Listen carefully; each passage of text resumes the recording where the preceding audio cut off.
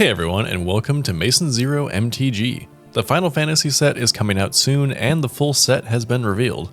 There are a lot of cards, with some fun new mechanics and experimental designs, and many of them could have a home in one of your cubes. However, before this video really gets going, I'm going to admit this now, I have never played a Final Fantasy game, don't know much about it, and am not particularly interested in it as a property. So I won't be making any comments on lore or references or any of that. I am truly looking at these cards with no preconceived notions or preferred characters or references. Honestly though, I will probably pronounce some names wrong in this video, but I'll be looking at cards from the main set as well as the commander set in here and finding out what you should try out in your cube, so let's dive in. I'm going to start with an honorable mention because Resentful Revelation does one of my favorite things. It upgrades an existing cube card. Ransack the Lab has been a great utility piece for graveyard themes, but it's one of those cards that seems like it's always on the edge of being cut. But giving it flashback for 7 mana may be just enough to guarantee this card a spot. It's just an honorable mention though, since it's a minor upgrade and it's not like Ransack gets played in every single cube. Okay, I know enough about Final Fantasy to know that the Buster Sword is iconic. I mean, I do play Apex Legends after all, I've used the Buster Sword. In the Magic set though, it offers an interesting cube card for a specific power level. It's an equipment for 3 that equips for 2, and grants the creature +3/+2. If the creature deals combat damage to a player, you draw a card and cast a spell from your hand for free, but only if the mana value is less than or equal to the damage dealt. So on the surface, this is notably worse than the Sword cycle because it doesn't give any protection, but that's actually maybe a bonus. The protection aspect of the swords actually turns some people off from running them as they can often warp a game, and also the fact that if you run one of the swords, you kind of feel like you need to run all of them just for balancing reasons. But the Buster Sword can be fine as a standalone. Casting spells for free is obviously quite strong, and the stats boost is fine. Realistically though, the fear of casting free spells may turn this into an attacker that must be blocked every turn, so you basically get to make your opponent sack a creature every combat. It's interesting as a one-off equipment and might be worth testing out. Sephiroth, Fabled Soldier! Sorry, I assume it's all caps because I'm supposed to yell it. Again, don't know anything about the lore. Anyway, Sephiroth is crazy good for an Aristocrats deck. It's a 3 mana 3/3 and when it enters or attacks, you can sacrifice a creature in order to draw a card. And then it has a Blood Artist effect. And when that effect resolves for the 4th time in a turn, you transform Sephiroth into a 5/5 with flying that gives you a Blood Artist emblem. Then whenever it attacks, you can sacrifice any number of creatures and draw that many cards. Blood Artist is so good because it counts any creature dying, not just your own. So this card gets big points just for that wording alone, but it does so much more for just 1 extra mana. If you have other sacrifice effects or have a good combat step where a lot of things die, you can get him to transform easy enough. And then if he dies, you still have a permanent Blood Artist that can't be interacted with. Meanwhile, you're cashing in creatures for cards. As long as you can reliably make tokens or reanimate creatures, this card is going to do work. I think if you don't mind the complexity and your list is already pretty tight, this could be a Blood Artist replacement if you're willing, but otherwise this is likely an upgrade to any other Aristocrats payoff that you might be running. Shelinda, Yevon Acolyte is just what green-white needs in a synergy cube. Good Fortune Unicorn has been a great signpost card for a Selesnya counters theme, but this card is just better. While the Unicorn is 3 mana and puts a counter on any new creature you play, Shelinda is only 2 mana and comes with a similar but different ability. If the newly played creature's power is less than Shelinda's power, you put a counter on it. Otherwise, you put the counter on Shelinda. Which honestly is probably a good thing because she has lifelink, so you want her to get big. This obviously shines the most in a dedicated counters theme, but it's also just a decent go wide card. So I think any cube that wants to go wide with green-white could use this. And also it's legendary, so yet another tool for Mox Amber and Yoshimaru if that matters to you. Yuthi Materia Hunter is a fascinating card for a number of reasons.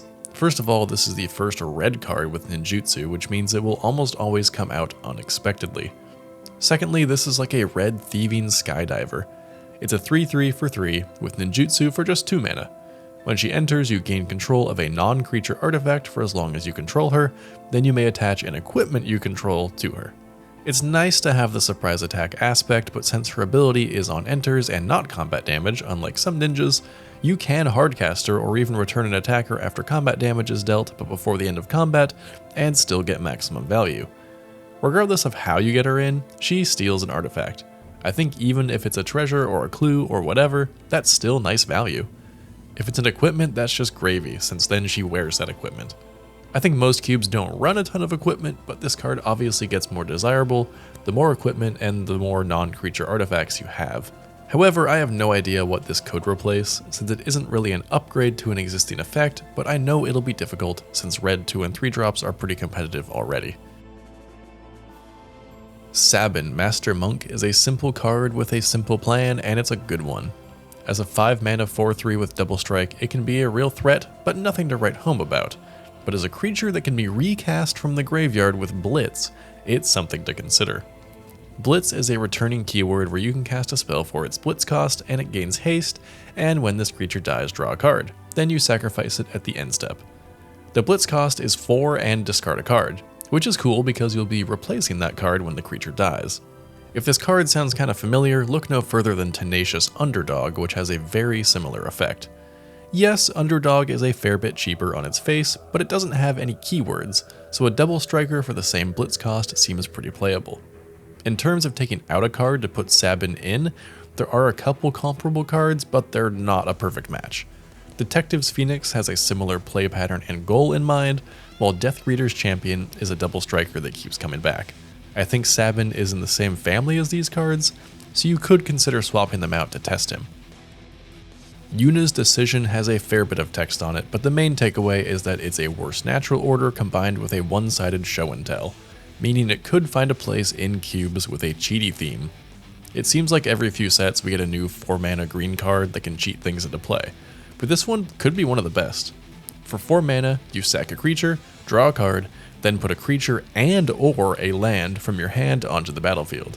However, it's also nice that it comes with an overcosted regrowth that lets you return 1 or 2 permanents from your graveyard to your hand. Sometimes that's just what you need to keep the game going if you don't have anything to cheat into play. This is definitely the most direct cheaty card we've had in a while, as sacrificing a creature is a pretty simple cost compared to Monster Manual's 2 mana activation cost and Kona's need to be tapped. I think that even if you like those cards, the potential for ramp or using this as a regrowth makes Ununice Decision worth playing if you're trying to cheat in Triplicate Titan or Archon of Cruelty in your cube. Hildabbrand Manderville reminds me a lot of an already good card, and I think it's well worth playing. This card has an adventure for 3 mana at instant speed to make a 2/2 zombie token. Then the creature is a 2/2 for 2 that gives creature tokens +1/+1. It's basically a creature version of Intangible Virtue. But what pushes this card into very playable territory is that when it dies, you can cast it from your graveyard as an adventure until the end of your next turn. This is a lot like Mosswood Dread Knight, though I would argue that in a vacuum, Dread Whispers is better than Gentleman's Rise, and Mosswood's Trample definitely puts it over the edge. But Hildabbrand still slots great into a tokens theme and a sacrifice theme, and has a lot of other crossover value as well. The ability reminds me of Pollen Shield Hair, and I think that this card is better than that. And for what is worth, this creature is legendary, so again, more benefit for Mox Amber and the like. Cecil Dark Knight is a black 1-drop that goes way above rate. It's a 2/3 with Death Touch for just 1 mana. The downside? When it deals damage, you lose that much life. But that downside is then turned into an upside, because then if your starting life total is less than or equal to half your starting life total, he transforms into a 4/4 with lifelink, and when he attacks, other attacking creatures gain indestructible.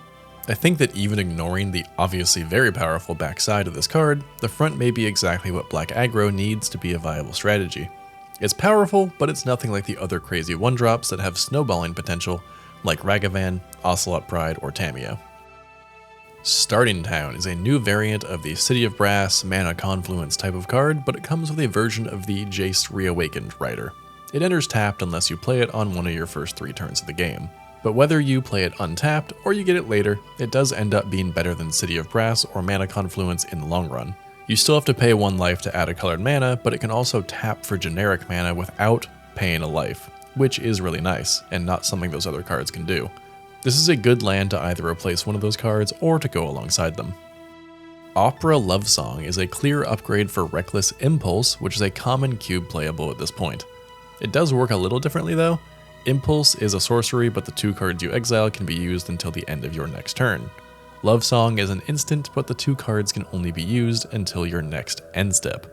Being an instant is well worth that limitation though, since you can simply cast it on an opponent's end step. But really the fact that it has the backup option of buffing 2 creatures during combat is a massive upgrade and means this is well worth playing over Reckless Impulse. Wow, those are some pretty good Magic cards, that is if you consider these to be real Magic cards. The universe's beyond debate is still alive and well, but cards from other properties seem to be here to stay, at least for quite a while longer. Let me know in the comments if you'll be adding any of these Final Fantasy cards to your queue, and if there are any others you're excited about that I didn't mention. Honestly, I could talk about way more cards than this, as there are quite a few other highly playable cards with unique and cool designs, and I'll be trying to test some of those and many more, but I wanted to keep this video to a top 10. Anyways, like the video if you liked it, and I will see you in the next Masonzero MTG video.